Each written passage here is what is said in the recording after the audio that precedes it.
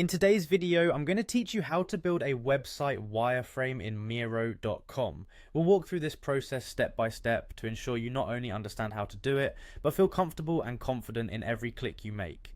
Let's dive right in. First, head over to the Miro website by typing Miro.com into your browser's address bar. Once you're on the homepage, you'll notice a login option located toward the upper right corner of the screen.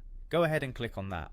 Miro offers multiple ways to sign in, but the two most commonly used are through your email address or your Google account. Choose the option that suits you best. For today, I'll go through the process using an email account. Once you choose to continue with your email, enter your email information and you'll be taken to your dashboard. This is your creative hub. From here, you'll want to locate the board you wish to use. If you already have existing boards, they will be visible on this dashboard. Click on the board you plan to work with today, or if you're starting fresh, you can create a new one.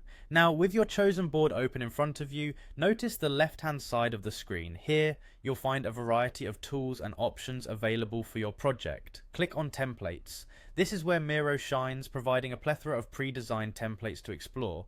Next, use the search bar in the Templates section and type in Website Wireframe. This search will provide you with various wireframe templates, each differing slightly to suit various needs and styles.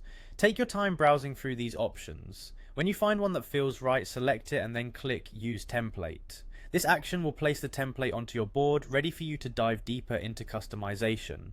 One fantastic feature of Miro is its zoom capabilities. Feel free to zoom in or out on your wireframe to closely inspect each section. This will help you get a detailed look at the design components, which can be crucial when making precise adjustments. Finally, let's get to the exciting part, customizing your wireframe. This tool allows for a high degree of personalization, so get creative. Adjust sections as necessary, move elements around or add new components to suit your vision. And there you have it, you've successfully created a wireframe for your website using Miro. I hope this step-by-step guide was clear and helpful. With practice, this process becomes second nature, opening up endless possibilities for your design projects. Thanks for tuning in and see you in the next video.